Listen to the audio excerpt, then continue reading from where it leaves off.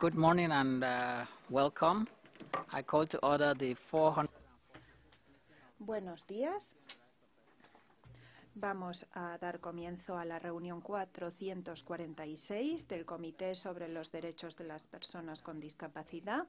Vamos a continuar con el punto 7 del orden del día, diálogo constructivo con España. Doy de nuevo la bienvenida a la distinguida delegación y doy de inmediato la palabra a la jefa de delegación para que responda a las preguntas formuladas ayer. Segundo grupo de preguntas, artículos 11 a 20, así como las preguntas pendientes de la primera tanda. Quisiera recordar a la delegación que grabar, tomar fotografías del público no está permitido. Les solicito amablemente que respeten esta norma. Su Excelencia, señora María Luisa Carcedo, ministra de Salud, Consumo y Bienestar Social, tiene la palabra, así como su delegación, para presentar las respuestas. Después de las respuestas, los expertos plantearán las últimas preguntas sobre los artículos 21 a 33 y eventuales preguntas de seguimiento. Recordar de nuevo que los miembros de la delegación pueden presentarse antes de responder a las preguntas. Excelencia, adelante.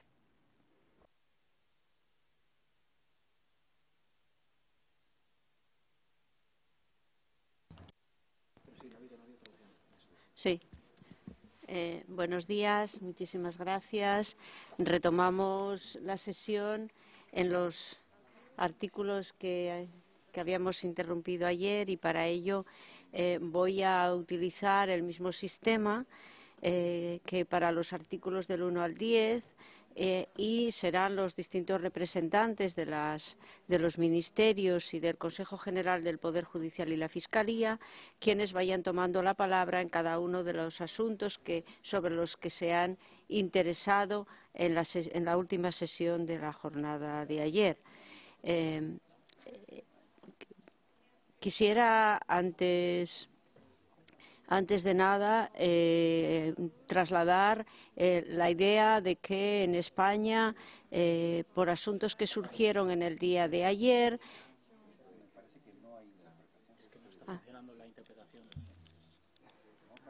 Sorry, no translation.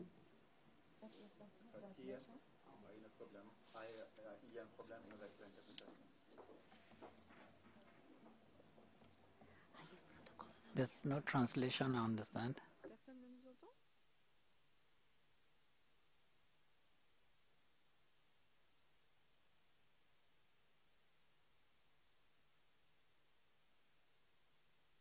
We can. Ça marche? Okay. Okay. Okay. Thank you.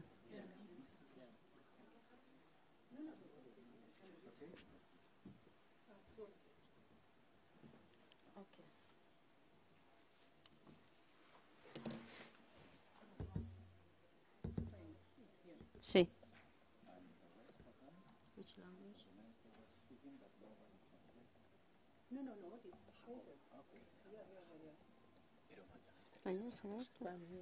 Spain, yeah. Yes, it's okay. It's okay. Thank you.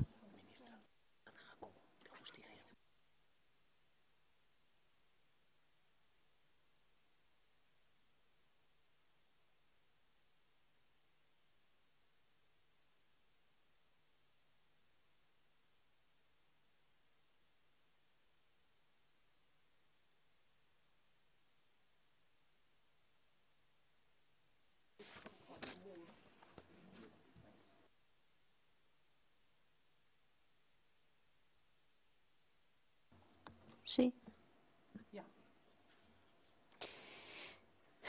Buenos días. Reiniciamos las respuestas a las preguntas sustanciadas en la última jornada de la sesión de ayer y para ello de la delegación española utilizaremos el mismo sistema interviniendo progresivamente según las respuestas ordenadas por la correlación con los artículos sobre los que ha habido alguna pregunta. y iré dando la palabra a los representantes de los distintos ministerios que tengan la respuesta en torno a las preguntas correlativas según el número del artículo correspondiente a la Convención. Con carácter previo, sí quisiera trasladar algún concepto que en el día de ayer estuvo flotando en algunas preguntas y se refiere fundamentalmente a lo relacionado con la salud mental. Aunque en las respuestas posteriores se extenderán sobre este asunto, sí quisiera decir que no todas las personas que sufren algún tipo, padecen algún tipo de enfermedad mental, tienen el concepto de personas con discapacidad. Y al revés, todas las personas con discapacidad no tienen problemas de salud mental. Y este es un matiz muy importante a la hora de enfocar la solución que desde España se da tanto a la enfermedad mental como a la atención a las personas con discapacidad. Y ya paso empezamos por algunas respuestas que han quedado pendientes en la tarde de ayer. Una de ellas, como recordarán, corresponde al empleo y, por tanto, serán los representantes del Ministerio de Trabajo quienes tomen la palabra.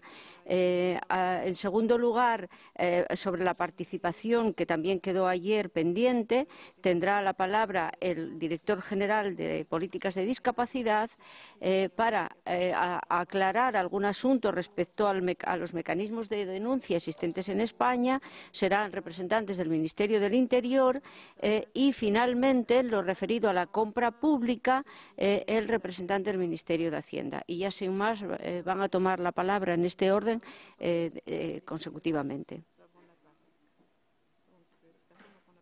María José Martín, del Ministerio de Trabajo. En respuesta a la pregunta que planteó la señora Gabrieli sobre cómo se producía el fomento del empleo de las mujeres con discapacidad, en el Estado español se reconocen exenciones de los seguros sociales a las mujeres en mayor cuantía que respecto de los hombres de las personas masculinas con discapacidad. Y en respuesta a la pregunta planteada por la señora Gamio, decir que las prestaciones sociales no se pierden por la falta o la pérdida de la capacidad de obrar de los ciudadanos. Muchas gracias.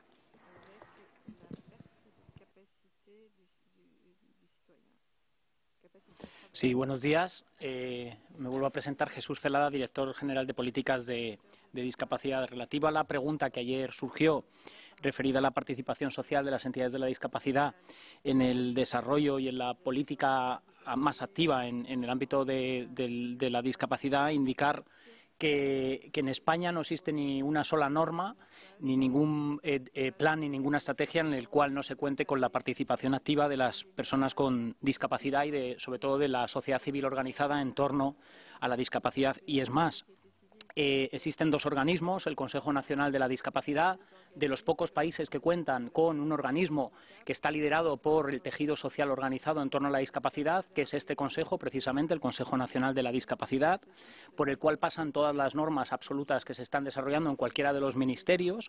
También existe el Consejo del Real Patronato sobre Discapacidad, donde se produce un punto de encuentro entre las entidades sociales de la discapacidad y los representantes de las regiones españolas. Y además también tan es así que la participación de la sociedad civil en torno a la discapacidad ha sido tan preocupante y es tan preocupante en este gobierno que el pasado 3 de diciembre, con motivo de la celebración del Día Internacional de las Personas con Discapacidad, la vicepresidenta del gobierno atendió y recibió a todos los colectivos de las personas con discapacidad en el Palacio de la Moncloa, lugar donde reside el gobierno de la nación. Y es más, precisamente por la participación tan activa del colectivo de la discapacidad en la toma de decisiones políticas, como recordaba la ministra en su intervención de ayer, en 2015 al Gobierno de España concedieron el premio Franklin Delano Roosevelt precisamente por la participación activa de las entidades, que por cierto además el CERMI recogió en la sede internacional de la ONU en Nueva York.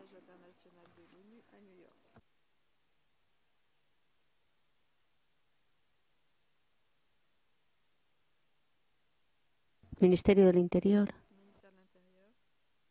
Buenos días. Ángel García Navarro, representante del Ministerio del Interior, como me ha presentado mi ministra. En relación a la pregunta que hizo el señor Cabúe sobre mecanismos que tiene España para presentar denuncia, debo señalar que el Ministerio del Interior es un órgano administrativo que ofrece un servicio público más, en este caso la seguridad.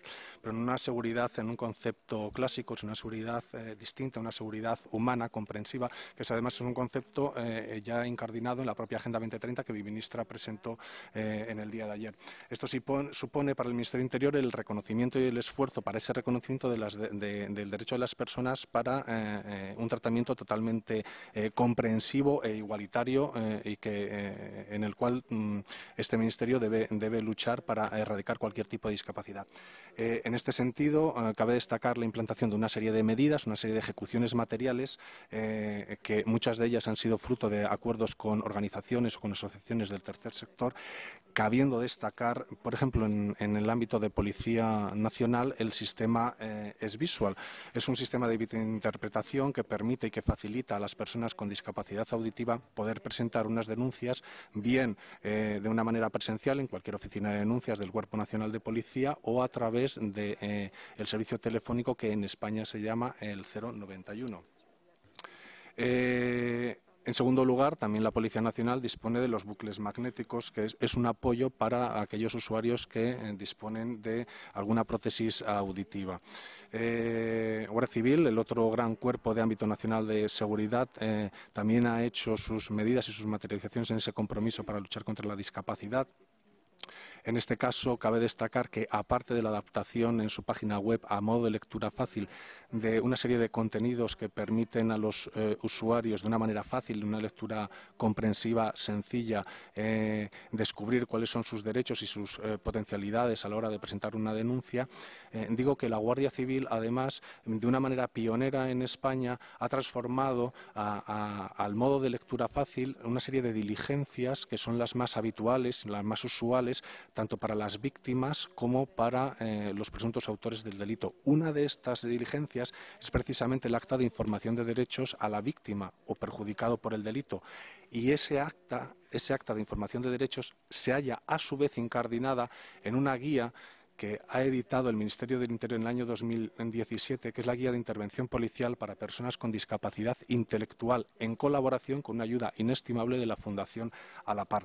Esta guía de intervención precisamente arranca con dos artículos de la Convención, artículo 12 y artículo 13, acceso a la justicia e igualdad de reconocimiento, e incardina, aprueba, protocoliza la figura del facilitador, una persona independiente que no actúa ni de defensa ni de acusación y que va a apoyar a los funcionarios a tratar, va a facilitar ese tratamiento con las personas con discapacidad intelectual. En este sentido, de esta manera, el Ministerio del Interior contribuye a la adaptación de ese proceso judicial que reclamaba esa adaptación la propia Convención. Y por último, el sistema de AlertCops. El sistema de AlertCops, también aprobado e implantado por el Ministerio del Interior, es una aplicación web, no existe en otro país. En España ahora mismo supera el 500.000 de descargas, de una manera fácil e intuitiva para todos aquellos, por ejemplo, personas que tengan una discapacidad visual, pueden acceder a los delitos más habituales, y también presenta la opción para los discapacitados auditivos de señalar una pestaña e interactuar con las fuerzas y cuerpos de seguridad del Estado a través de los chats. Muchas gracias. Hacienda. Buenos días. Luis Díez, representante del Ministerio de Hacienda. Me gustaría resolver una duda que se planteó en la sesión de ayer sobre si en la compra pública en España se aplican o no criterios de accesibilidad. Con relación a esto, debemos aclarar que en la Ley de Contratos del Estado, del sector público, Ley de Contratos del Sector Público Estatal, que entró en vigor en 2017, no solo se establecen medidas de apoyo a las personas con discapacidad, que se establecen, sino que la dimensión social, y en concreto la Convención de las Naciones Unidas sobre los derechos de las personas con discapacidad, inspiran todos sus artículos. Así, por poner un ejemplo, se establece la prohibición para la Administración Pública de contratar con aquellas empresas de más de 50 trabajadores que no tengan en su plantilla más de un 2% de personas con discapacidad. Y respecto en concreto a la duda planteada ayer sobre la compra de bienes accesibles, se establece que cuando una entidad del sector público contrate bienes o servicios que van a ser utilizados por las personas físicas, sean estos los usuarios de esa entidad o sean los propios trabajadores, debe tener en cuenta la Convención de las Naciones Unidas sobre los Derechos de las Personas con Discapacidad y aplicar criterios de accesibilidad universal y de diseño universal. En resumen, podemos afirmar de una manera rotunda que en el sector público español se compra accesible. Muchas gracias. Muchas gracias. Y aquí quizás también convendría añadir que recientemente el CERMI ha concedido al Ministerio de Hacienda un reconocimiento público por cómo se ha implantado en España la directiva sobre compra pública. A continuación, por alguna repregunta que se ha realizado en el segundo turno referente al artículo 5 sobre accesibilidad por parte del Ministerio de Fomento, también realizarán alguna aclaración más. Sí, gracias. Soy Ángela de la Cruz y en respuesta a la pregunta del señor Montán en relación con los ajustes razonables, recordar que el concepto de los ajustes razonables forma parte de la Convención, está en la Convención ligado a la inexistencia de una carga desproporcionada o indebida. En efecto, en el año 2013 la Ley de Rehabilitación Urbana incluyó una definición precisa de dichos ajustes solo y exclusivamente en relación con los edificios de viviendas colectivas privadas y no con la finalidad de limitar la accesibilidad universal, sino todo lo contrario, para evitar que la aplicación de este concepto jurídico indeterminado provocara la oposición de vecinos, de propietarios de viviendas, a pagar la parte de las obras de accesibilidad que les correspondiera y con ello también evitar la conflictividad entre los propios vecinos.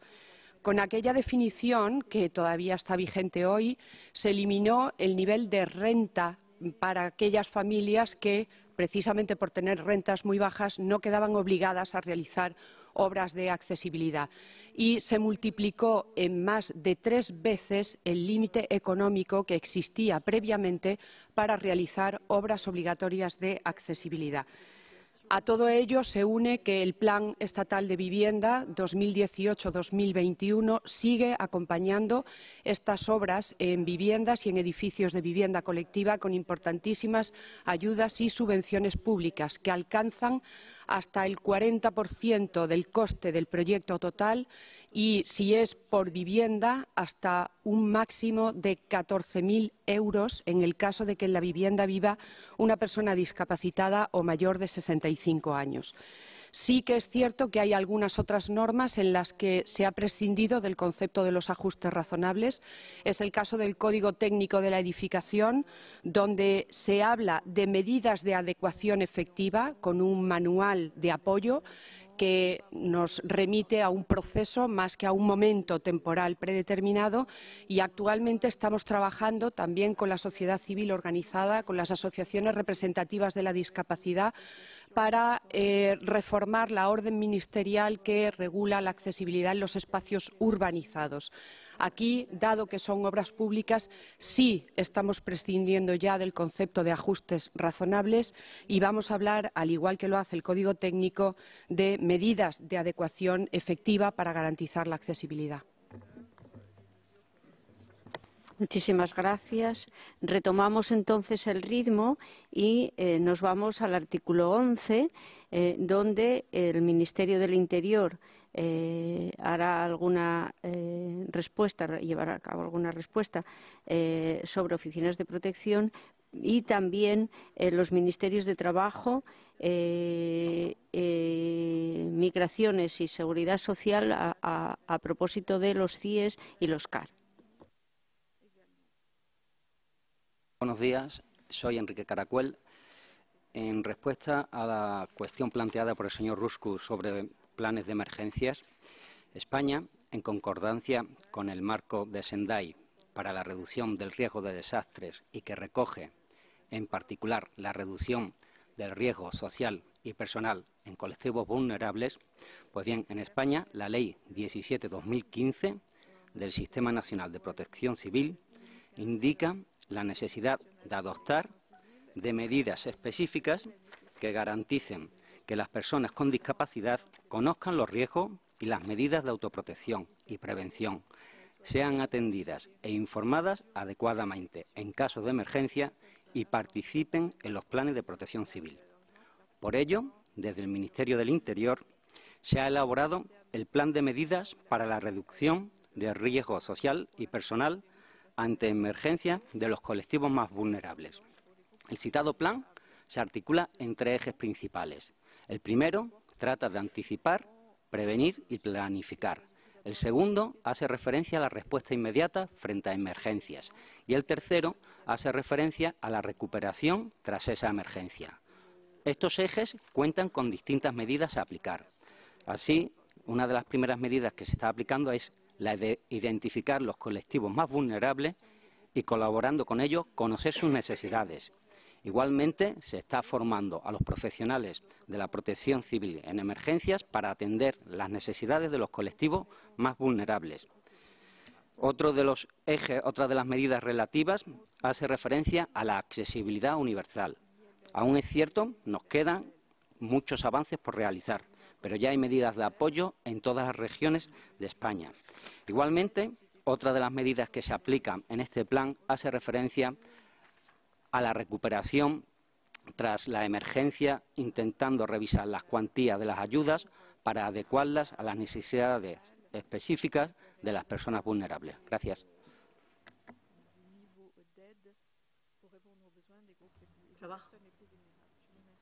Sí, contesto la pregunta del señor Ruscus. Mi nombre es Javier Marco, ya me presenté ayer. Entonces, bueno, la pregunta que se refería al artículo 11, medidas para velar por la protección de personas con discapacidad en riesgo y emergencia humanitaria. Voy a enlazarlo también con la pregunta relativa al artículo 18 que formuló a continuación. Bien, en relación con lo anterior, en el ámbito de atención humanitaria, hay que decir que nuestras costas están asistiendo a la llegada de numerosas embarcaciones con personas en situación de extrema vulnerabilidad, a las que por razones humanitarias estamos obligados a atender. El Gobierno ha asumido todos sus compromisos en materia de asistencia humanitaria, prestando dicha atención a quien lo necesite en toda circunstancia. Así es como, por ejemplo, el año 2016 fueron atendidos por Cruz Roja Española con cargo a subvenciones del Gobierno hasta 10.490 inmigrantes en tales circunstancias, así como dicha cifra aumentó en el 2017 a 24.375 y hasta agosto del 2018 se han atendido ya 15.040 personas.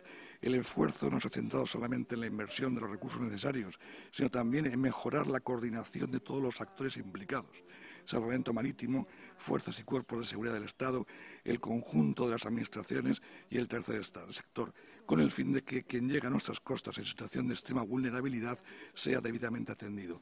En el BOE del 3 de julio del 2018 se creó también la Comisión Delegada del Gobierno para Asuntos Migratorios, presidida por la vicepresidenta del Gobierno.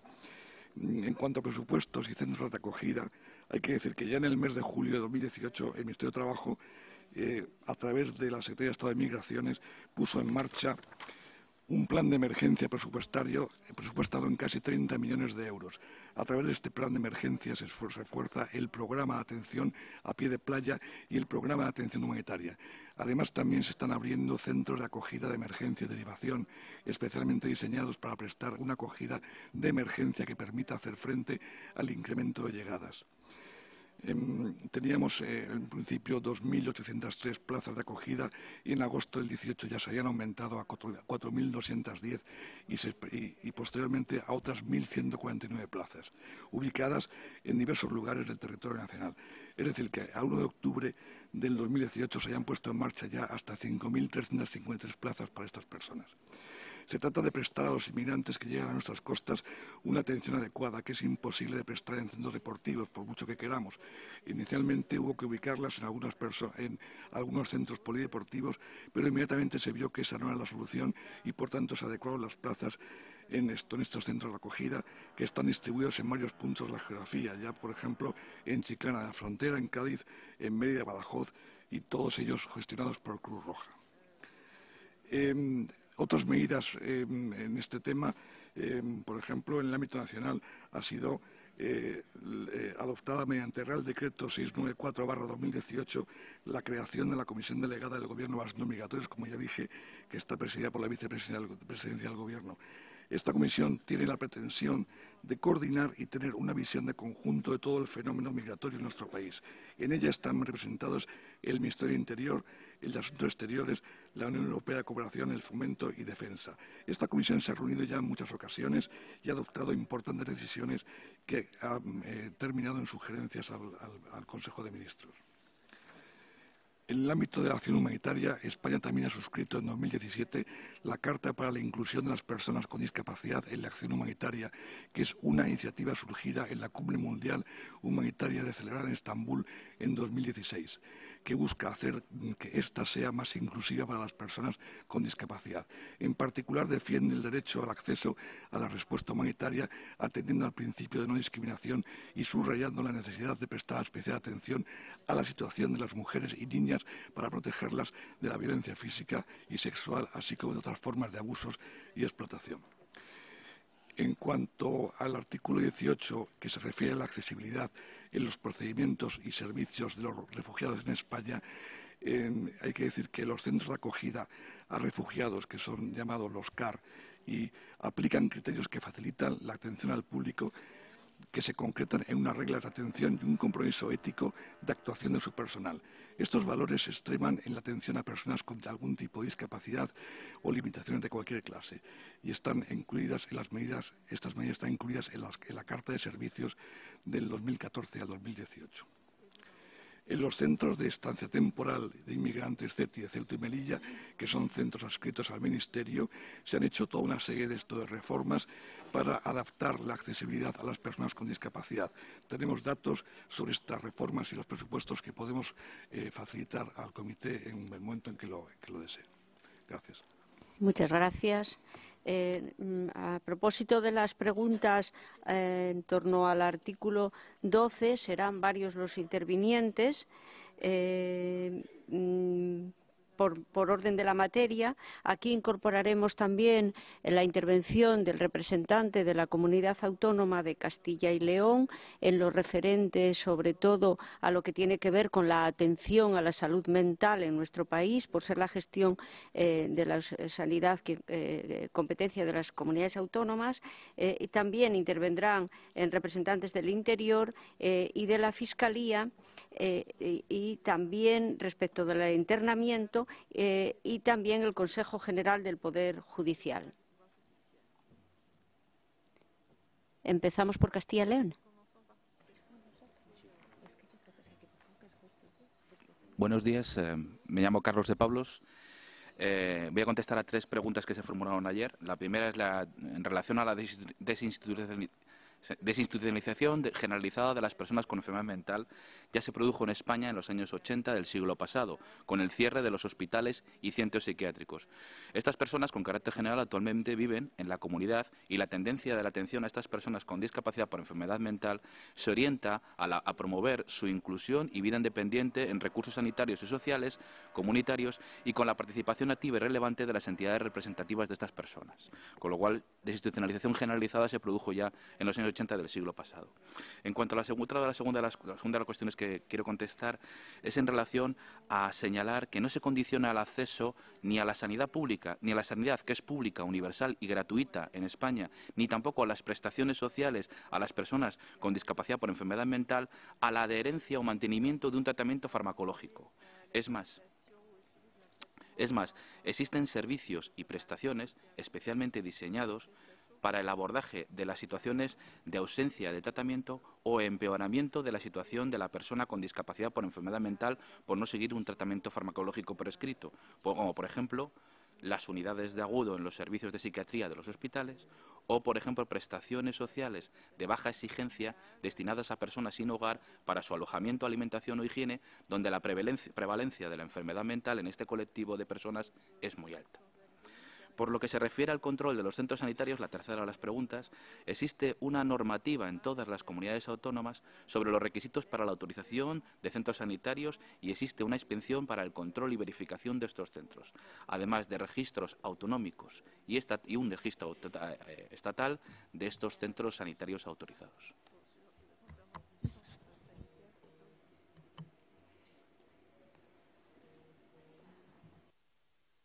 Sí, en mi caso, desde el Ministerio de Justicia nos sentimos muy orgullosos de poder presentar aquí, con la ministra de Sanidad, una de las reformas más importantes en el ámbito de la discapacidad que se han llevado en España en los últimos años.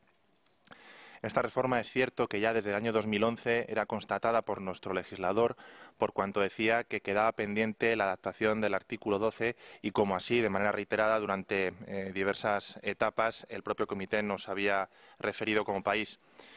En este sentido, decir, en primer lugar, que dicha ley se aprobó durante un gobierno de un color, que los trabajos, digamos, de elaboración del borrador en el seno de la Comisión General de Codificación continuaron con otro gobierno y con un cambio siguiente en la actualidad. Este Gobierno, en el mes de septiembre, impulsó con carácter definitivo y con un carácter muy comprometido esta reforma que ha llegado al último estadio de su tramitación prelegislativa y que, por tanto, estaría lista una vez se reciba el dictamen del Consejo de Estado para aprobarse como proyecto de ley y enviarse a las Cortes Generales. Esto lo digo para señalar el alto grado de consenso técnico y político respecto a la misma.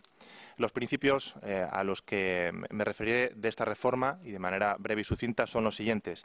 En primer lugar, un reconocimiento de lo más amplio posible de la autorregulación de la discapacidad, es decir, de las decisiones que pueda adoptar una persona respecto a su propia discapacidad o a una eventual y futura discapacidad. La preferencia total de la autorregulación sobre la heterorregulación, es decir, de la regulación privada sobre la posible regulación legal o judicial. La posibilidad, por supuesto, de coexistencia de las medidas de autorregulación con medidas de heterorregulación. Podría existir el nombramiento de un curador, pero al mismo tiempo que se tuvieran en cuenta una serie de poderes preventivos establecidos previamente por la persona con discapacidad. No se somete la autorregulación a un control judicial previo, sino que existe una posibilidad de control judicial posterior. Se regulan con carácter determinado 3 instituciones de apoyo a la persona con discapacidad: el guardador de hecho, la curatela y el defensor judicial. El guardador de hecho existe cuando se precisa apoyo sin que existan medidas voluntarias o judiciales que se apliquen eficazmente. Existe la previsión de que el guardador de hecho sea una figura de apoyo estable frente a la actual regulación de la legislación vigente en España y que incluso pudiera realizar actos representativos concretos a través de autorizaciones judiciales concretas sin necesidad de que en todo caso se sustancie un previo procedimiento. La prestación de las medidas de apoyo establecidas judicialmente solo se realizan a través de una institución jurídica, que sería la curatela, que por su propia naturaleza, incluso significado, que es el de cuidado, es graduable, flexible y adaptable a cada caso concreto. La curatela, por tanto, sería para situaciones en las que se precise apoyo de modo continuo. Y digo precise por cuanto la participación y el diálogo con la sociedad civil y con CERMI en este proyecto ha sido constante. Incluso en el último borrador, que fue remitido al Consejo de Estado, se ha cuidado muchísimo la terminología y la claridad del propio proyecto, llegándose a sustituir referencias como necesite apoyo por precise apoyo. El curador deberá actuar conforme al principio fundamental de respeto a la voluntad de la persona con discapacidad. Las medidas judiciales de apoyo se someten a revisión periódica con vistas a su posible modificación o supresión. Se suprimen instituciones ya obsoletas conforme a este nuevo sistema, como serían la figura de la patria potestad prorrogada o la patria potestad rehabilitada, e incluso se saca de la tutela del ámbito de la discapacidad. Y por último, 2 principios muy importantes referidos al plano judicial sobre el que se proyecta la reforma civil. El procedimiento judicial de prestación de apoyos solo puede conducir a una resolución judicial que determine los actos para los que la persona con discapacidad requiera asistencia o, de modo excepcional, insisto, en modo excepcional, a raíz de la pregunta de la señora Gamio respecto a la sustitución, representación, pero nunca la privación de derechos, sean estos personales, patrimoniales o políticos. El procedimiento judicial, por tanto, de prestación de apoyos deberá alejarse del esquema procesal tradicional y se orientará o debería orientarse a un sistema de colaboración interprofesional o de mesa redonda, con profesionales especializados de los ámbitos asistencial y sanitario que asesoren sobre las medidas de apoyo idóneas que deban adoptarse en cada caso, siempre en cada caso. Con respecto a una pregunta que aludía al conocimiento, al estudio del derecho comparado respecto a la reforma, señalar únicamente a referencia a 3 supuestos. Han tenido muy en cuenta el caso alemán, que circunscribió el ámbito de la tutela Vormundschaft a los menores de edad y creó, para apoyo a las personas con discapacidad, la figura de la asistencia jurídica, Rechtliche Betreuung. En el derecho suizo, además, se tuvo en cuenta el apoyo de las personas con discapacidad, que se desarrolla a través de la figura de la curatela mediante 4 tipos: la curatela de acompañamiento, la de representación, la de cooperación y la de alcance general. Y por último, simplemente una breve referencia al sistema o modelo austriaco. Respecto a la pregunta de si o cómo se han tenido en cuenta o cómo se tendría en cuenta la posible transitoriedad o revisión de las medidas judiciales respecto a la entrada en vigor de esta reforma, señalar que se ha trabajado de manera muy concisa en 4 supuestos diferentes esos supuestos. En primer lugar, y señalada como la primera, a partir de la entrada en vigor de la reforma, las meras prohibiciones de derecho de las personas con discapacidad quedarían sin efecto.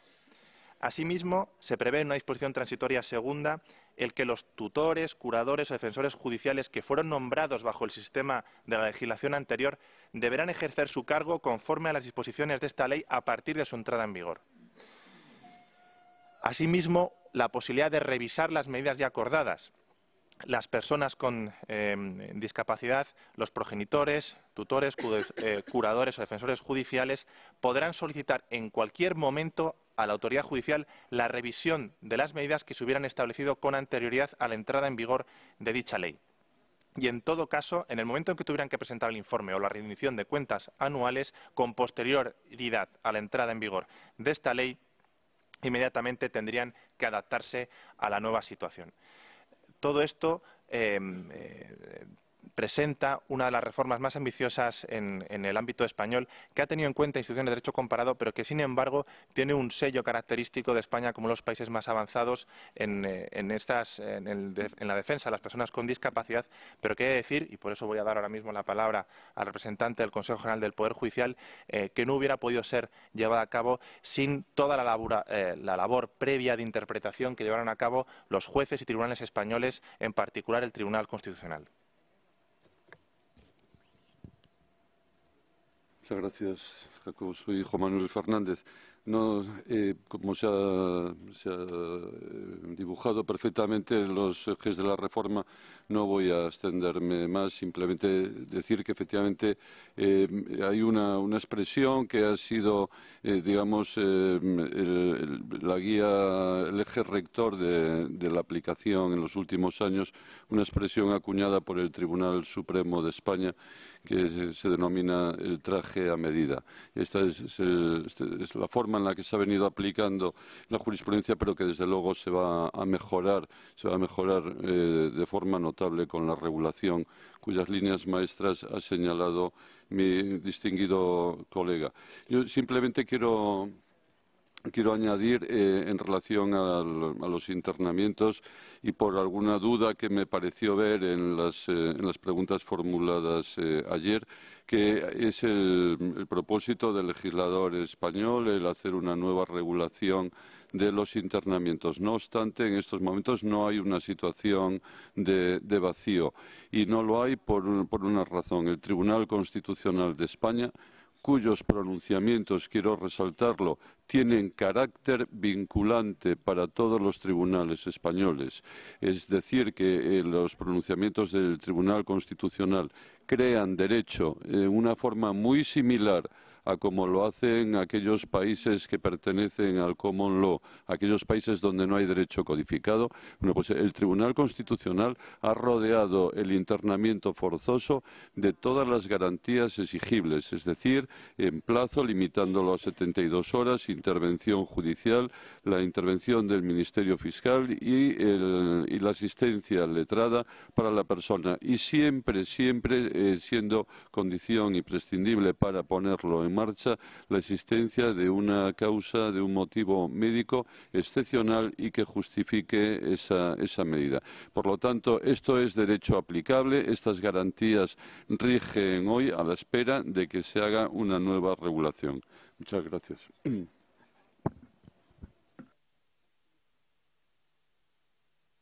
La Fiscalía. José Miguel de la Rosa, fiscal del Tribunal Supremo. En relación con la cuestión planteada por el señor Ruscus sobre monitorización o inspección de centros, en nuestro ordenamiento jurídico, además de los servicios de inspección de las administraciones públicas, se atribuye al Ministerio Fiscal como garante de los derechos fundamentales de los ciudadanos y especialmente de los ciudadanos con discapacidad la inspección de todo tipo de centros de internamiento. Hay que tener en cuenta que en España el Ministerio Fiscal es una institución que actúa integrada con autonomía funcional en el Poder Judicial y desde esta perspectiva inspecciona de forma regular y periódica centros penitenciarios, centros psiquiátricos penitenciarios, de extranjeros, de protección de menores, de ejecución de medidas de responsabilidad penal de menores, y el Ministerio Fiscal igualmente inspecciona centros residenciales para personas mayores y unidades psiquiátricas hospitalarias, no solo ante denuncias, sino de oficio. Además del Ministerio Fiscal, el Defensor del Pueblo, como alto comisionado de las Cortes, también tiene plena capacidad para inspeccionar en cualquier momento cualquier tipo de centros, actuando con plena autonomía. Es decir también que en esa función inspectora la Fiscalía cuenta con protocolos de actuación e instrucciones internas y siempre levanta acta de cualquier disfunción detectada, de cualquier lesión a derechos fundamentales que haya percibido, e igualmente en estas visitas de inspección los fiscales que actúan dan audiencia a los internos que lo soliciten y procede a la apertura de los correspondientes expedientes cuando así proceda en derecho. Muchas gracias. Continuamos. Perdón. ¿Quién? Consejo General del Poder Judicial. Perdón. Buenos días. Gracias, ministra. Javier Forcada, Consejo General del Poder Judicial. Ayer hubo una pregunta relativa a las acciones formativas en materia de discapacidad para los miembros del Poder Judicial, para los jueces y magistrados. Queremos aclarar que la formación de los jueces y magistrados en España es una misión que lleva a cabo el Consejo General del Poder Judicial, tanto la formación inicial como la formación continua. Aportando datos estadísticos, podemos decir que desde el año 2014 al año 2019 se han programado por el Consejo un total de 20 acciones formativas directamente relacionadas con la discapacidad, habiendo un total de 125 plazas ofertadas en este año 2019. El total de integrantes de la carrera judicial que participaron en acciones formativas de discapacidad fue de 235. Por otro lado, y de manera transversal, ya que la discapacidad es una cuestión horizontal, a través de alguna ponencia o a través de algún seminario se ha tratado esta materia de forma indirecta en 37 acciones formativas durante los años 2014 al 2018, de tal manera que han participado en ellas 677 integrantes de la carrera judicial. Otra cuestión es la relativa a la que Mr. Schäfer formuló ayer respecto a la aplicación directa de los tratados y una cita expresa de una sentencia del Tribunal Constitucional Español que creemos se referirá de 27 de enero del 2014. Bueno, los tratados, desde que son suscritos en España, forman parte interna del ordenamiento jurídico español como cualquier otra norma y la normativa interna ha de ser interpretada con arreglo a los tratados. En definitiva, lo que hacen los tribunales al aplicar las normativas internacionales es tomar como referentes normativos tanto el Tratado Internacional como la Constitución Española, como la Ley Orgánica de Educación y la normativa que la desarrolla y, por supuesto, la jurisprudencia aplicable. Lo que sí nos gustaría dejar de manifiesto de una manera muy clara es que tanto la sentencia de 27 de enero de 2014 como la muy reciente del Tribunal Supremo de 14 de diciembre del 2017 en relación al artículo 24 de la Convención han establecido con toda claridad que el derecho a la educación inclusiva está perfectamente garantizado y que esa es la línea en la que se debe de trabajar. Es un derecho fundamental, por lo tanto, a la igualdad en el acceso a la educación, y la base en la que se apoya es en el artículo 14 y 27 de la Constitución española, y la interpretación de la normativa interna con arreglo a la Convención se apoya en el artículo 10 de la Constitución española y, por supuesto, en el artículo 24 de la Convención. Muchas gracias. Pasamos a las preguntas en torno a los artículos 13, 14 y 15 y, de nuevo, intervendrán el Ministerio de Justicia, el Consejo General del Poder Judicial, la Fiscalía y también el Ministerio del Interior. Gracias, ministra. Comenzamos con el artículo 13 en relación al acceso a la justicia. Querría precisar, en primer lugar, que todas aquellas medidas que se han adoptado desde el último examen de España en 2011 tienen como objetivo reforzar tanto el derecho a la defensa como el derecho a la tutela judicial efectiva de las personas con discapacidad. Asimismo, quiero precisar, porque fue objeto ayer de pregunta, que las medidas de las que vamos a hablar, yo misma y mis compañeros, son aplicables a las personas con discapacidad intelectual o con discapacidad psicosocial que se encuentran ingresadas en un centro médico en el marco de un procedimiento judicial. Comienzo, por tanto, con asistencia jurídica gratuita. Me gustaría señalar que actualmente son beneficiarios, tienen derecho a la asistencia jurídica gratuita todas aquellas personas con discapacidad intelectual que han sido víctimas de abuso o maltrato en aquellos procedimientos judiciales relativos a su condición de víctima, con independencia de sus recursos económicos. No existen aquí umbrales económicos, por lo que todas las personas víctimas de abuso o maltrato que tengan una discapacidad intelectual serán beneficiarios de la asistencia jurídica gratuita. Asimismo, en aquellos procedimientos judiciales relativos a la discapacidad se elevan los umbrales económicos exigidos a las personas con discapacidad. Esto significa que se amplía el número de beneficiarios de este derecho. También se reconoce actualmente el derecho de asistencia jurídica gratuita a aquellas asociaciones que tienen como fin, como objetivo, tanto la promoción como la protección de los derechos de las personas con discapacidad, e igualmente aquí este derecho es independiente de los recursos económicos con los que cuenten estas asociaciones. Serán beneficiarias en todo caso. En cuanto al contenido material de este derecho, se incluye tanto el asesoramiento y la orientación jurídicas previas al procedimiento, como la representación y la defensa propiamente dichas durante todo el procedimiento judicial, desde su inicio hasta su ejecución. Esta defensa y esta representación está a cargo de abogados de oficio, a los que se les exigen unos determinados requisitos, tanto a nivel académico como de experiencia profesional, para prestar este servicio con la mayor calidad posible.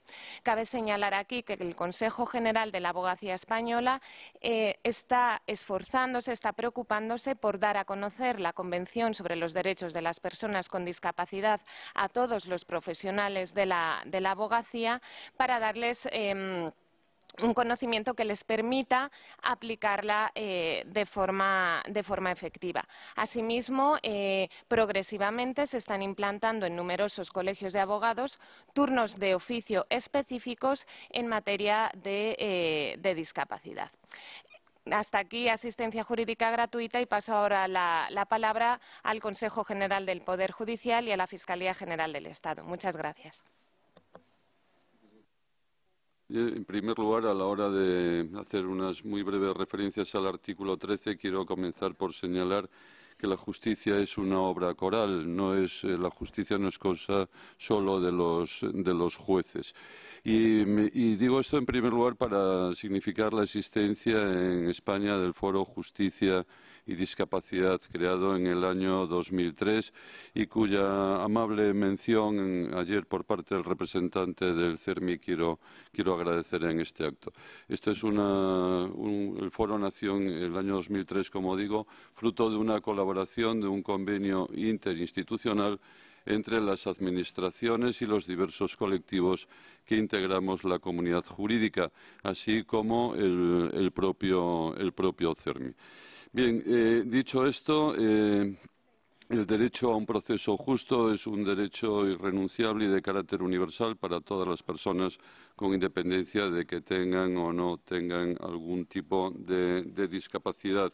El artículo 13 de la Convención, con el objeto de garantizar este derecho, exige una serie de cuestiones y, en primer lugar, habla de ajustes de procedimiento.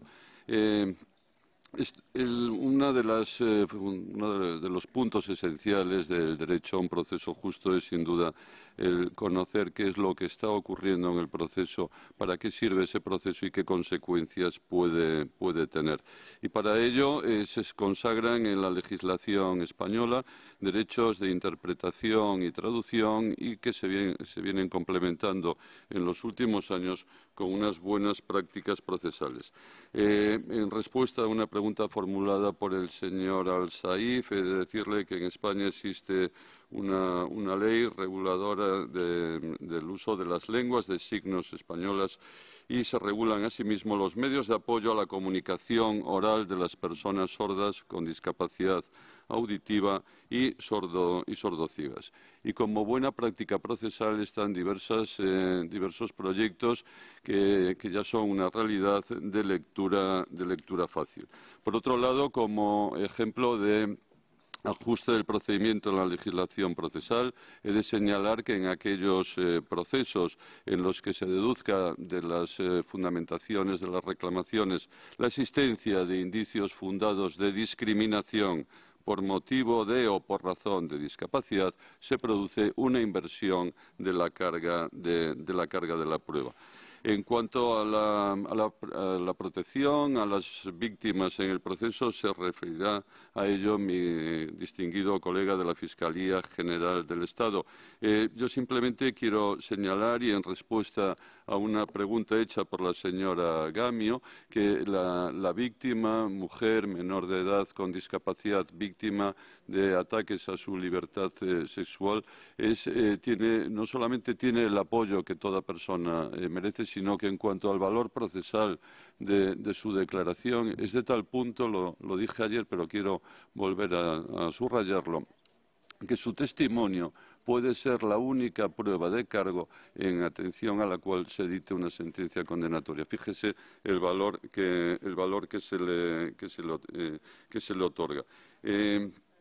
Quiero también señalar, y con esto concluir, que es una obligación de los poderes públicos y muy especialmente del Poder Judicial el promover el acceso de las personas con discapacidad a las profesiones jurídicas. En el ámbito de la Administración española en general se establece un determinado cupo de plazas para personas con discapacidad y esto también se viene haciendo en el ámbito de la justicia.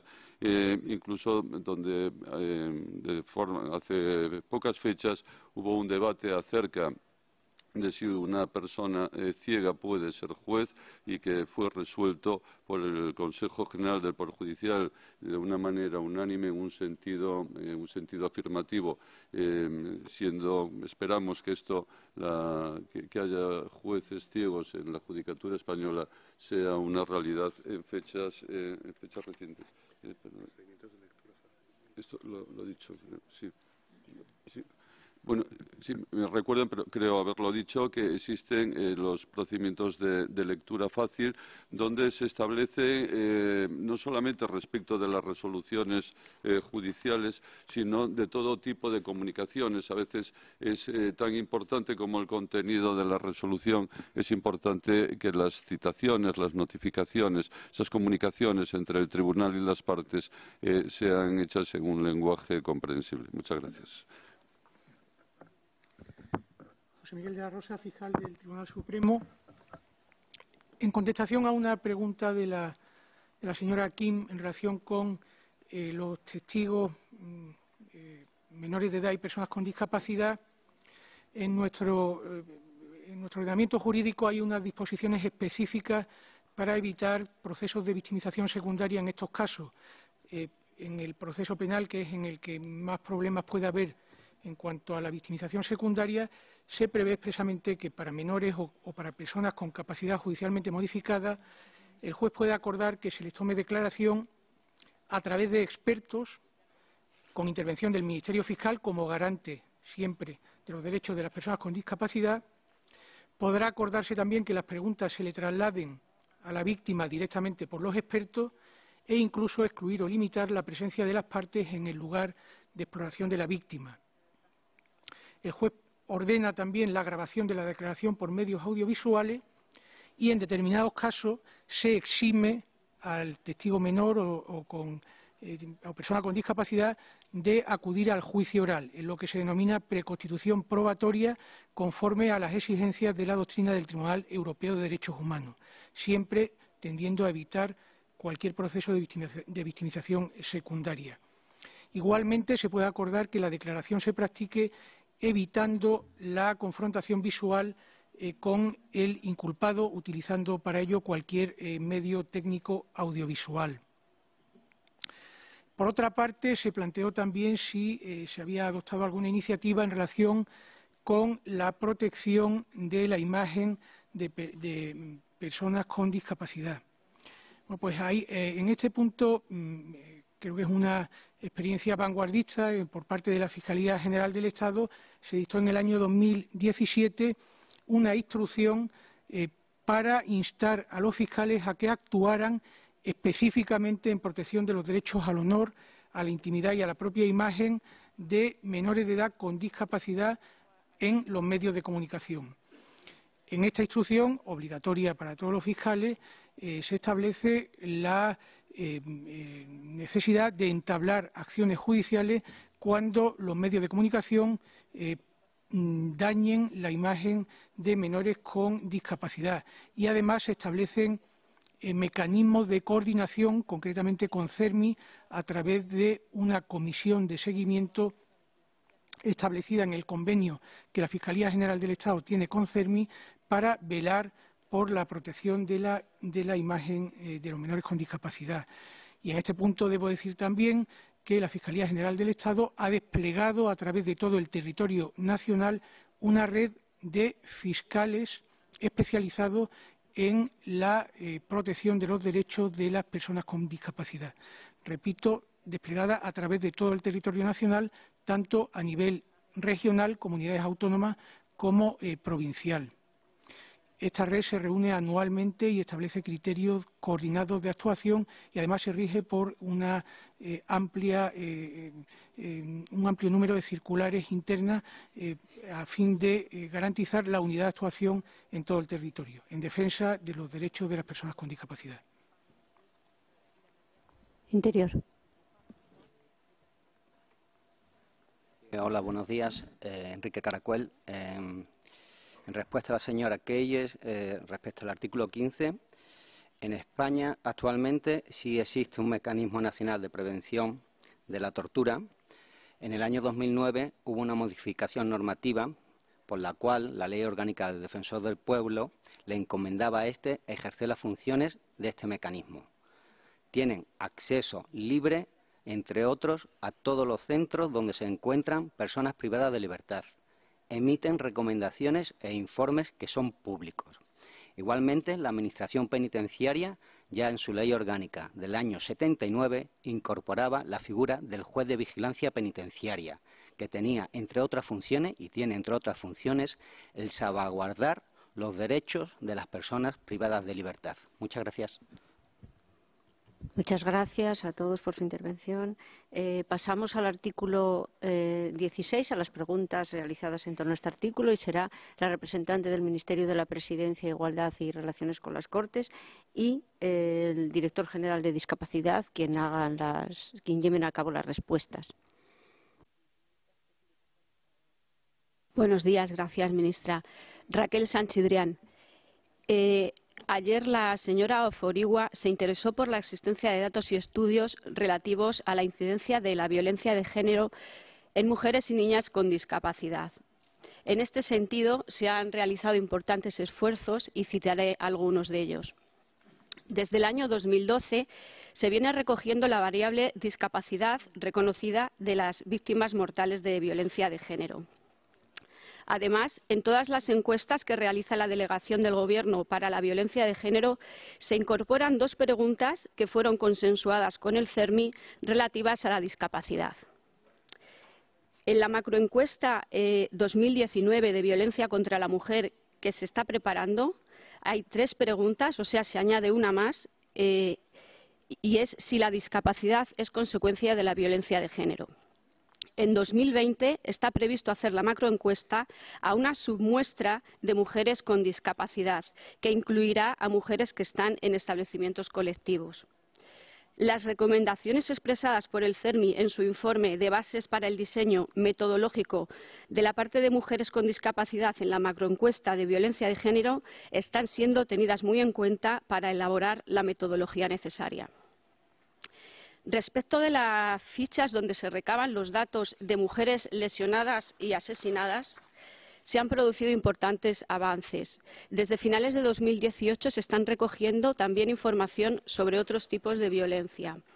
En 2019 se ha empezado a incluir información acerca de si alguno de los hijos de la víctima tiene discapacidad. Otra importante novedad es que en estas fichas hasta ahora solo figuraba información sobre si la mujer tenía o no discapacidad. Ahora se ha empezado a recoger bastante más información, por ejemplo, si la discapacidad es consecuencia de una agresión por violencia de género, el tipo, el porcentaje reconocido. Respecto de los estudios, existen numerosos, pero voy a destacar 2. Uno que está en elaboración, que se llama Mujer, Discapacidad y Violencia de Género y tiene como objetivo el análisis de la situación de las mujeres con discapacidad en relación con la violencia de género, con el fin de diseñar medidas y actuaciones que contribuyan a la prevención y detección precoz y faciliten su acceso a los recursos especializados. Y para este año, 2019, está prevista la realización del estudio Violencia sexual en mujeres con discapacidad intelectual. Respecto de las estadísticas, hay una importante novedad que ha sido introducida por la Ley Orgánica 5/2018. Esta ley ha modificado la Ley Orgánica del Poder Judicial para incorporar un nuevo artículo 87 quater, donde se contempla un indicador de discapacidad en los datos relativos a violencia de género y violencia sexual. Este indicador se elabora con datos provenientes de los juzgados de violencia sobre la mujer, así como de aquellos asuntos relacionados con esta materia en juzgados no específicos, y se refiere tanto a datos de mujeres víctimas como a las y los menores expuestos a la violencia. Con respecto a la accesibilidad de los recursos que existen para las víctimas de violencia de género, como señalamos ayer, este es uno de los grandes objetivos del Pacto de Estado contra la Violencia de Género que se desarrollará en el periodo 2018-2022. Al respecto, ya se han producido bastantes avances.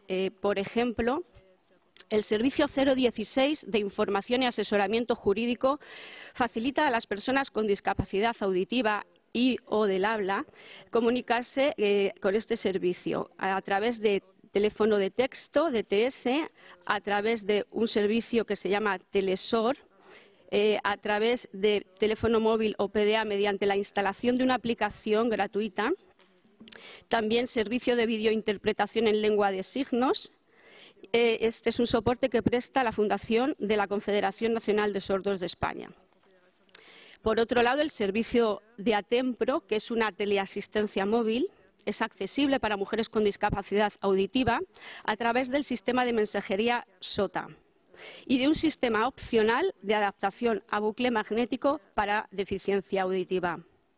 Además, es accesible para mujeres con dificultades visuales mediante lectores de pantallas, aumentadores de pantallas, así como software que permite la utilización de la pantalla táctil. El servicio de sistema de seguimiento por medios telemáticos, que se utiliza para controlar el cumplimiento de las medidas de alejamiento, permite su utilización por personas con discapacidad auditiva y o visual, porque los dispositivos disponen de varios medios para mostrar alarmas que se generan. La señal de alarma se muestra en la pantalla del dispositivo mediante la recepción de un mensaje y simultáneamente se acompaña de un pitido y la iluminación de la pantalla en rojo. En algunos casos, la comunicación también se puede efectuar por WhatsApp.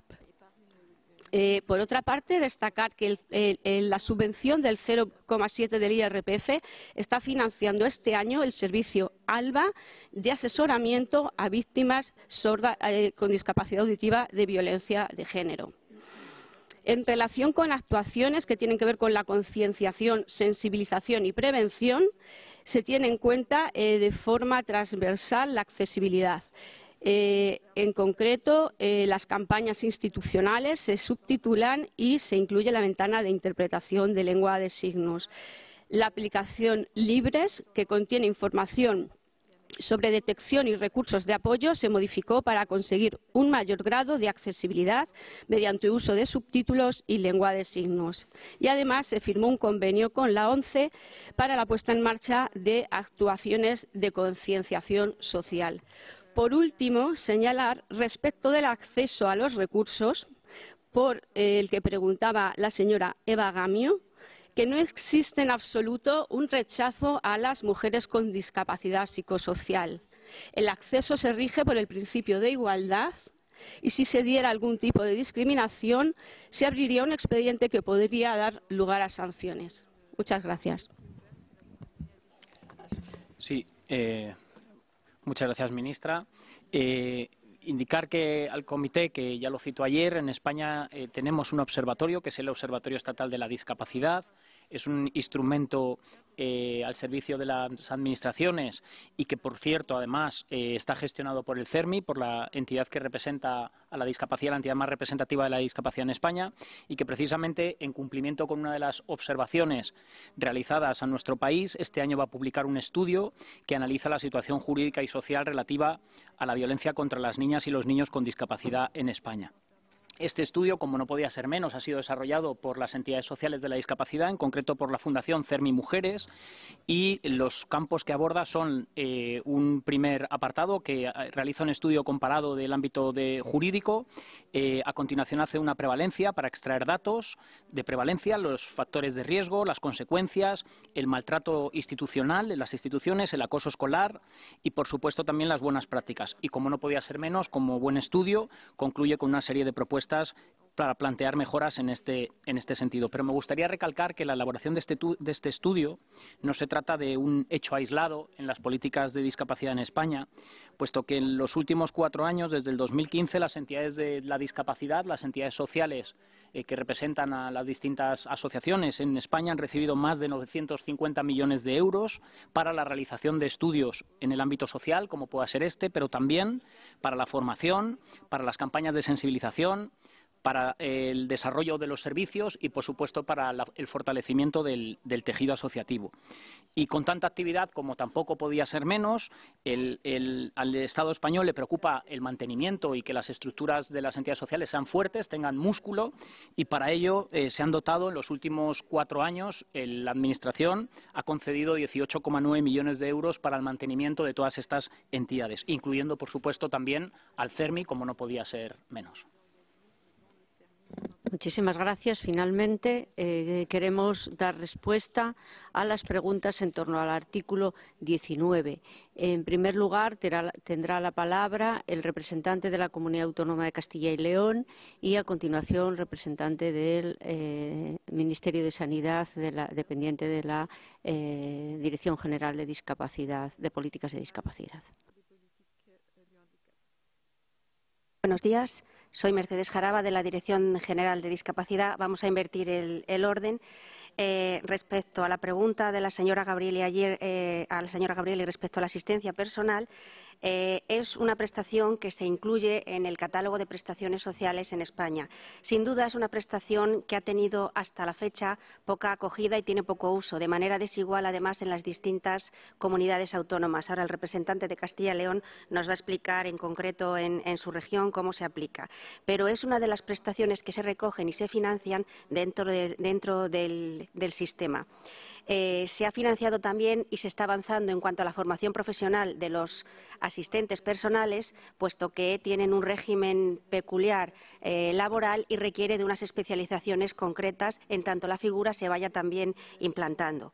Y esto viene al hilo de que en el ámbito de nuestra normativa general, la Ley General de Discapacidad, ayer la señora Kim también y el señor Martín hacían apreciaciones, incluye no solo los principios de la Convención y no solamente está inspirada por los principios de la Convención y las normas que refunde, sino que los incluye desde el origen. La autonomía personal es uno de los principios básicos y por eso se fomenta con esta prestación de asistencia personal que ahora con más detalle nos comentará el representante de una de las comunidades autónomas donde está puesta en marcha. Muchas gracias.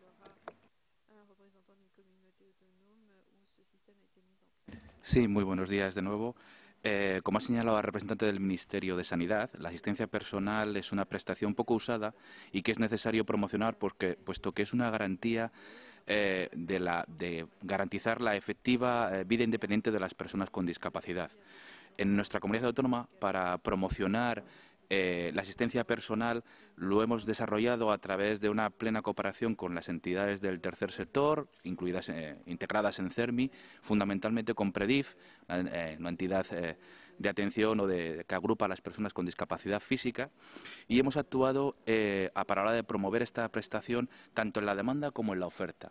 En la demanda, potenciando el uso de esta prestación a las personas con discapacidad mediante la divulgación, a través de jornadas, organizando congresos nacionales y promoviendo la formación de los asistentes sociales que están en los centros de acción social, que son los que asesoran a las personas con discapacidad a la hora de optar por la prestación de dependencia que más les convenga.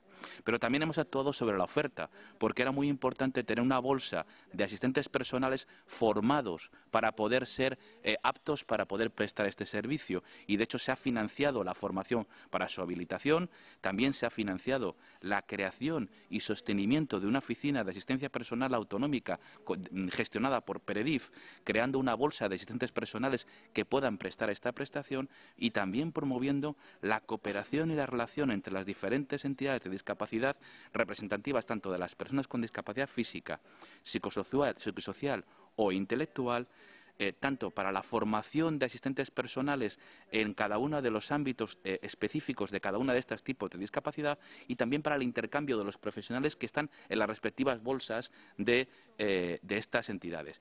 Y esta experiencia ha sido merecedora de un premio por parte de CERMI España como una actuación innovadora y potenciadora de esta prestación. Con todas estas medidas hemos logrado multiplicar casi por 4 el número de personas que en 2016 usaban esta prestación, pero hay que ser realistas porque este número es aún muy modesto, ya que solo son alrededor de 1000 personas las que utilizan esta prestación en mi región y consideramos y estamos firmemente concernidos en tener que promocionar esta prestación como garantía de vida independiente de las personas con discapacidad. Muchísimas gracias. Hay una pregunta que nos ha quedado pendiente sobre el posible recurso al internamiento, a la decisión de internamiento, y la va a responder el representante del Consejo General del Poder Judicial.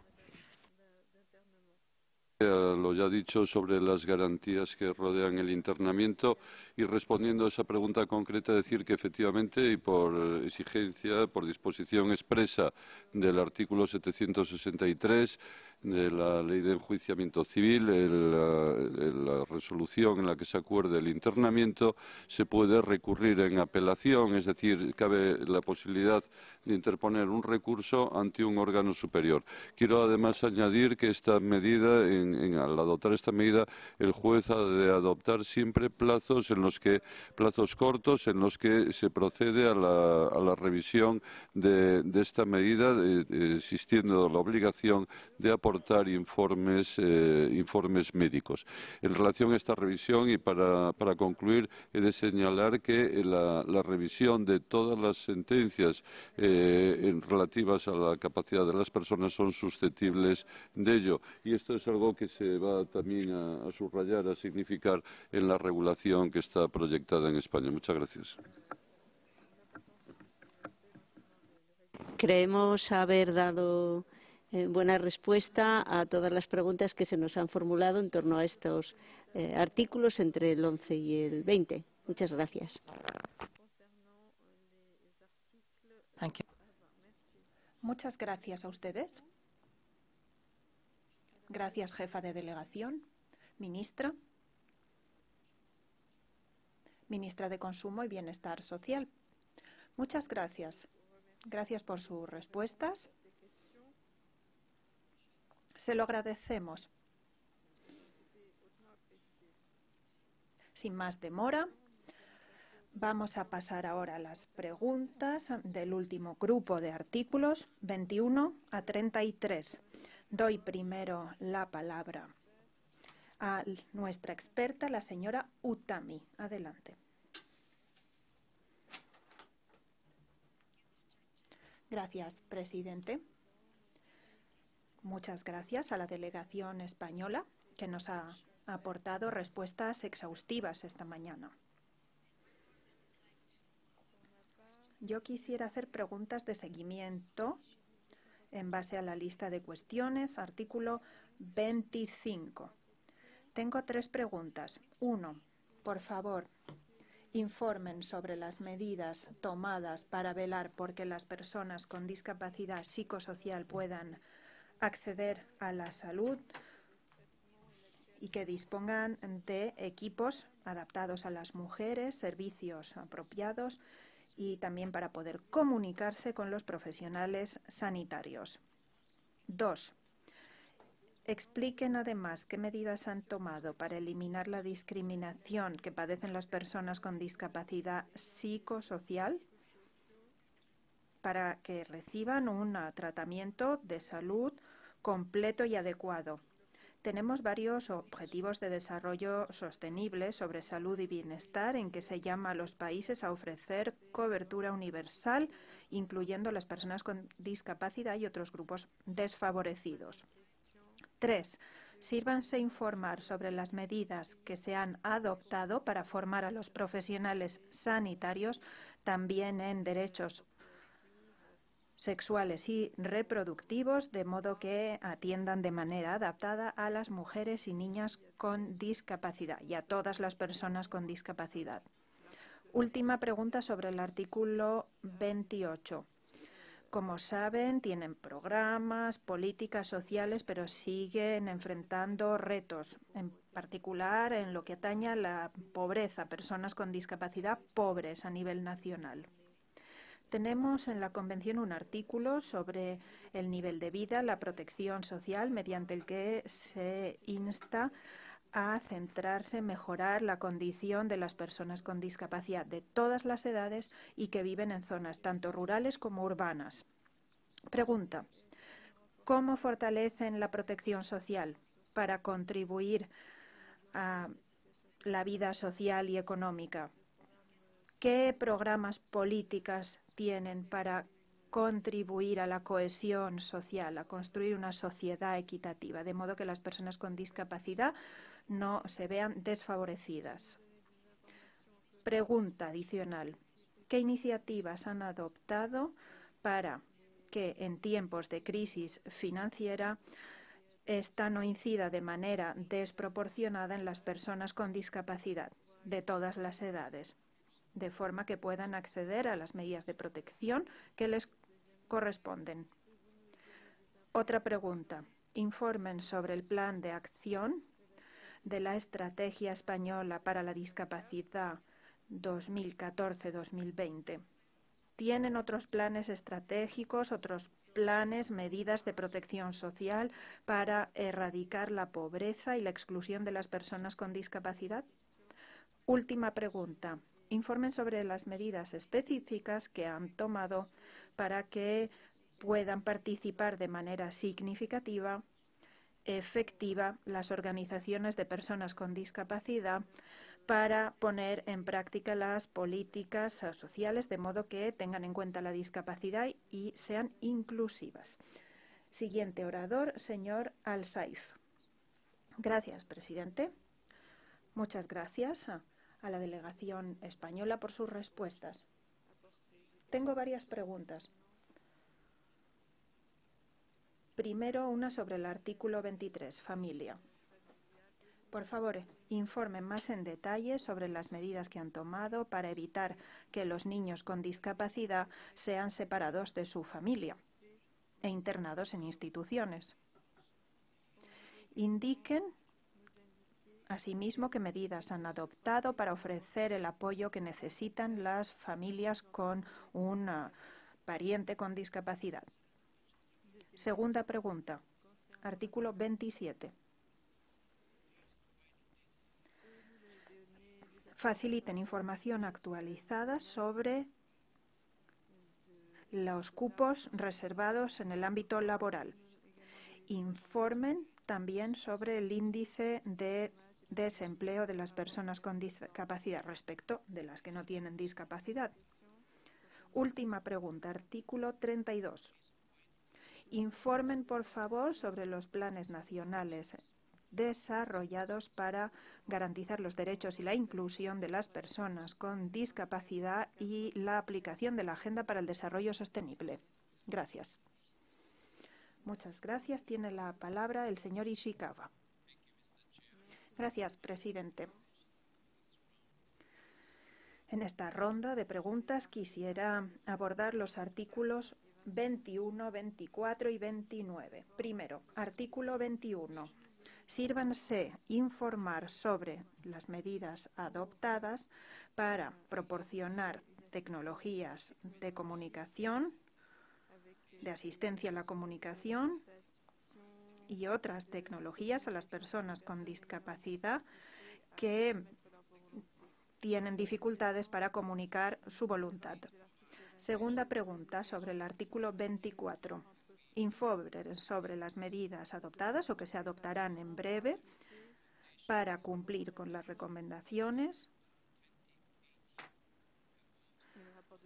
incluidas en el informe del Comité sobre el procedimiento de investigación para transformar el modelo de educación, de modo que ésta no sea segregada, sino inclusiva. Informen sobre la voluntad del Estado parte a este respecto, sobre si contemplan la educación inclusiva como un derecho y no solo como un principio, de forma que se ofrezca esa posibilidad a todos los estudiantes con discapacidad, con independencia de sus características personales, de modo que puedan disfrutar de oportunidades de educación inclusiva en el sistema educativo ordinario y también en la educación superior. Última pregunta sobre el artículo 29. Por favor, expliquen la forma en que el Estado parte garantiza la accesibilidad en los procedimientos de votación para que se respete el derecho al sufragio de las personas con discapacidad y el carácter secreto del voto. Expliquen, por favor, cómo garantizan el respeto de los derechos al sufragio de las personas con discapacidad, en particular de las personas con discapacidad intelectual y psicosocial, que se ven privadas de ese derecho. Muchas gracias. Tiene la palabra el señor Buntan.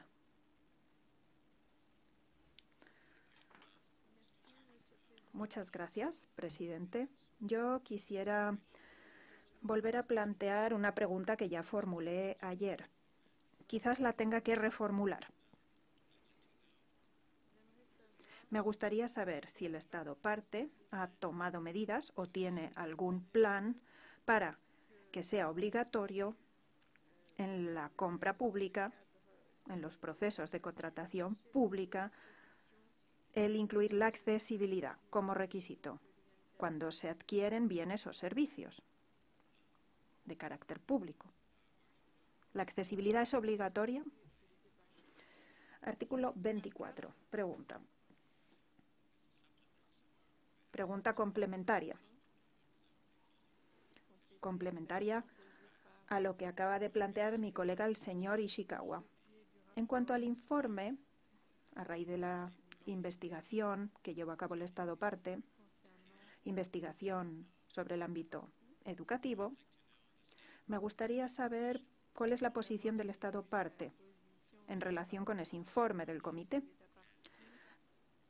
Me gustaría saber si el Estado parte ha adoptado medidas legislativas, administrativas o presupuestarias para adoptar un modelo de educación inclusiva en un futuro cercano.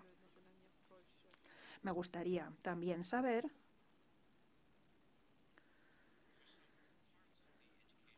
si en algunos sectores del sistema educativo se es reacio a dejar de lado el modelo de educación segregada para apostar por un modelo inclusivo. Los países interpretan esta cuestión de distintos modos. Tienen distintas estrategias para cambiar y apostar por un sistema de educación inclusiva. Me gustaría saber cuál es la verdadera posición del Estado a este respecto.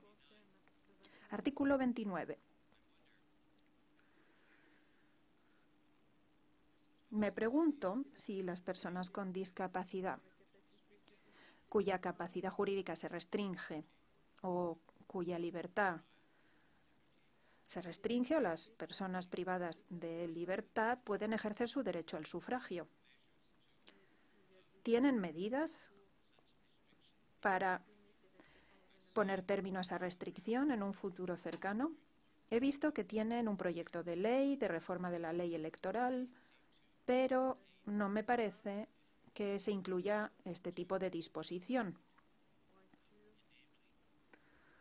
No me parece que se incluya esta cuestión y que se contemple la posibilidad de que las personas con capacidad jurídica restringida puedan ejercer su derecho al sufragio. Por último, pero no por ello menos importante, artículo 33. Me interesaría muchísimo saber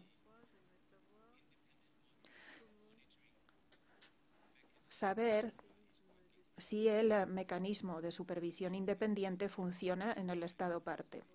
He leído sus respuestas a la lista de cuestiones, he visto que incluyen bastante información sobre el CERMI, sobre su función,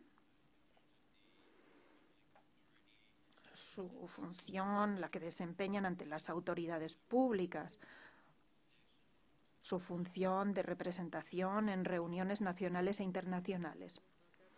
Pero me gustaría saber si ese mecanismo está estructurado y si el Estado parte presta apoyo sistemáticamente para que las organizaciones de personas con discapacidad puedan participar de manera constructiva y activa. Muchas gracias por responder a todas estas preguntas. Gracias de antemano. El presidente. Gracias. Señora Gabrieli tiene la palabra. Gracias, presidente. Y gracias a la delegación de España. A la luz de lo dicho por mi colega, el señor Al-Saif, yo también quiero hacer una pregunta sobre el artículo 32. Los Estados parte deben intercambiar prácticas óptimas, por ejemplo, en materia presupuestaria, políticas públicas en el ámbito de la salud, la asistencia social, el ocio, el deporte, la inclusión social para las personas con discapacidad. Sobre esa base, ¿España puede informar sobre algún programa que tenga para compartir prácticas óptimas con otros países? También me gustaría saber si contemplan la idea de iniciar o suscribir un acuerdo multilateral en lo que respecta a las tecnologías de asistencia. Muchas gracias. Muchas gracias. Señor Chaker, tiene la palabra.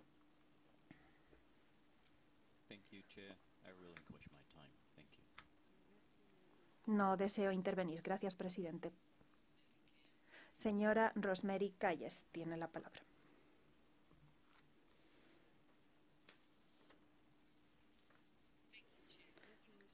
Gracias, presidente. Buenos días, dice en español. Quisiera hacer un par de preguntas sobre el artículo 24. Mis colegas ya han hecho referencia a ese artículo. Me gustaría hacerme una idea de la situación de la educación inclusiva. conocer las obligaciones del Estado parte en virtud de este artículo, saber si las conocen, esas obligaciones. Ese artículo sobre el derecho a la educación no solo implica que los niños con discapacidad sean integrados en el sistema ordinario. Lo que se exige es que el sistema educativo sea inclusivo para que todos los estudiantes puedan trabajar juntos, lo cual incluye, entre otros métodos, nuevas maneras de impartir formación, nuevos entornos educativos, planes de estudio holísticos que tomen en cuenta la diversidad de capacidades y demás, la facilitación de asistencia para la comunicación, como guiones alternativos, lengua de signos, personas que puedan apoyar en materia de comunicación, formación del personal docente, actividades extracurriculares inclusivas, actividades de ocio y demás. Incluye que se respete y se promueva la diversidad entre todos los estudiantes, el personal, las familias y la sociedad. ¿Qué medidas ha adoptado el Estado parte para lograr esa transformación y asegurarse de que ningún niño se vea desventajado para que disfruten de todas las oportunidades educativas que les corresponden en ese proceso de transformación? Ahora, segunda pregunta sobre el artículo 23 y en relación con el artículo 7 y el 19. Ayer escuché los comentarios de la delegación sobre la cantidad de niños con discapacidad que no viven en un entorno familiar. Esas cifras no nos dicen qué ocurre con los niños que no viven en el entorno familiar. Además, esas cifras son excepcionalmente elevadas. Me gustaría saber por qué hay tantos niños. Si bien recuerdo, el porcentaje era del 6% de niños con discapacidad que están obligados a recibir atención en una institución. ¿Pueden informarnos sobre la situación de esas instituciones, qué tipo de atención se les ofrece y qué medidas han tomado para que los niños con discapacidad puedan ejercer o disfrutar de su derecho a la vida familiar? Gracias. Muchas gracias, señor Ruskus. Tiene la palabra. Muchas gracias. Son varias las preguntas que tengo. La primera sobre el artículo 21. Le interesa al comité saber qué medidas se han adoptado para garantizar pleno acceso a interpretación en lengua de signos para personas sordas, para mejorar la formación de esos intérpretes de lengua de signos. ¿Qué medidas tienen de formatos de comunicación accesible para los medios de comunicación e información pública? Garantizar la accesibilidad al contenido audiovisual a todas las personas con discapacidad, incluyendo la cinematografía. En relación con el artículo 30, quisiera me explicasen más cuáles son las medidas adoptadas en cuanto al artículo 22, el respeto a la vida privada.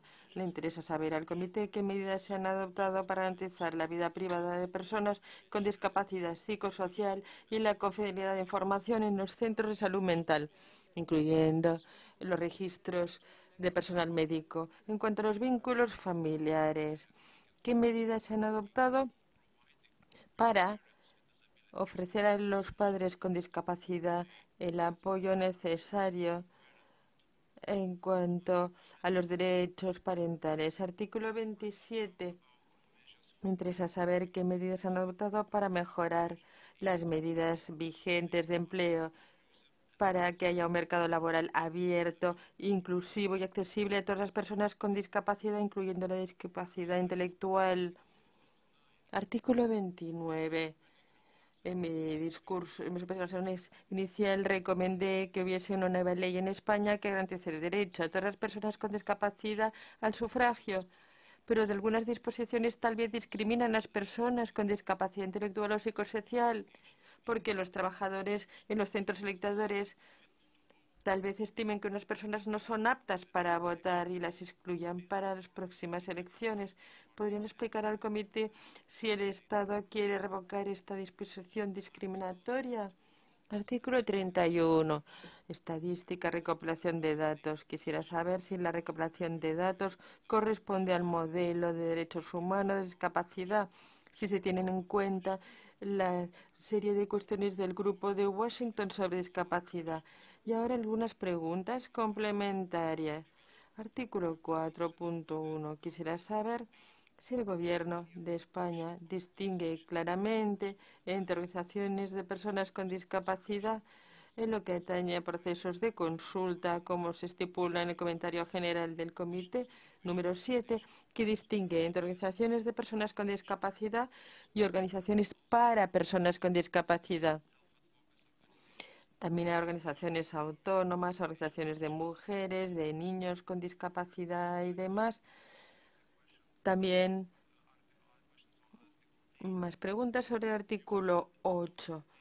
En cuanto a las campañas, nos han hablado de campañas para luchar contra el estigma en la salud mental. ¿Nos pueden concretar cuáles son esas campañas específicas sobre contra la estigmatización de personas con discapacidad, sobre todo por parte del Estado?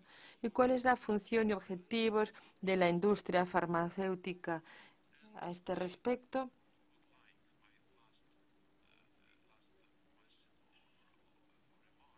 Última observación. Quisiera reiterar mi solicitud a la delegación que hice ayer en mis observaciones iniciales. Quisiera saber si el Estado parte va a oponerse a la adopción del convenio o protocolo de Oviedo que va en contra del modelo de discapacidad consagrado en la Convención de los Derechos de Personas con Discapacidad, a lo que es parte del tratado, el Estado. Shaker, you have the floor, please. First, a brief question. Thank you. Señor Shaker, para una breve pregunta. Adelante.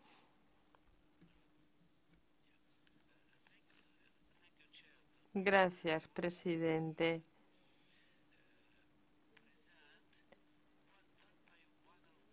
Una de las preguntas que quería hacer ya la hizo uno de mis colegas.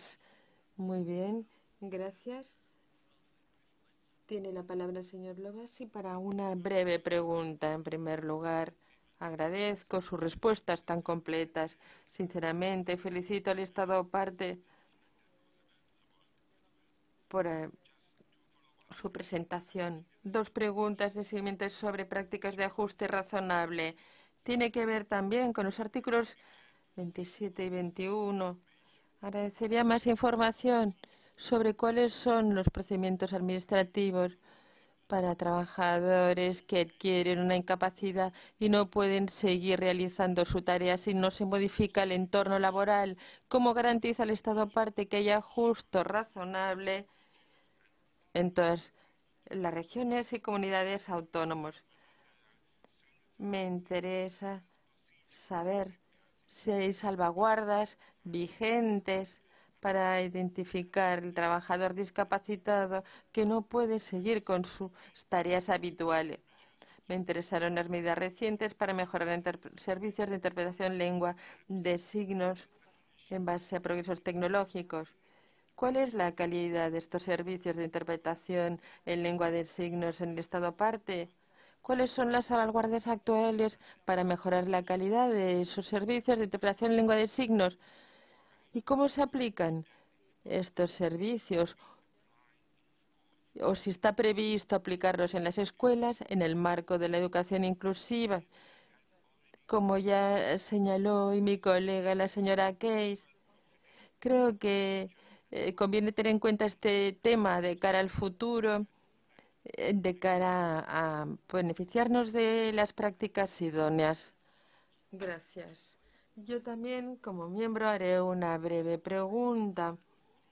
¿Qué medidas tienen para brindar apoyo financiero a familias o padres con discapacidad para sufragar los costes que supone la discapacidad? Gracias. Hagamos ahora una pausa de 15 minutos para que puedan organizar sus respuestas.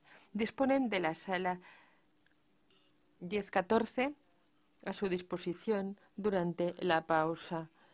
Reanudamos, pues, a las 11:55. Se suspende la reunión.